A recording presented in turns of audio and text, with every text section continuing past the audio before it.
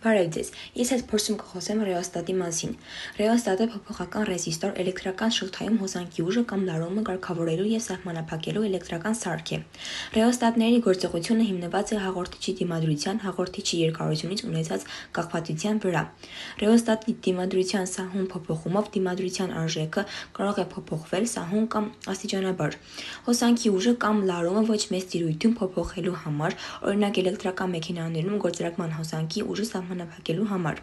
Ռեոստատը էլեկտրական շղթային միացվում է հաջորդաբար, իսկ երբ անհրաժեշտ է լինում հոսանքի ուժը կամ լարումը կարգավորել լայն տիրույթում, 0-ից մինչև առավելագույն արժեքը կիրառվում է ռեոստատի պոտենցիոմետրական միացում։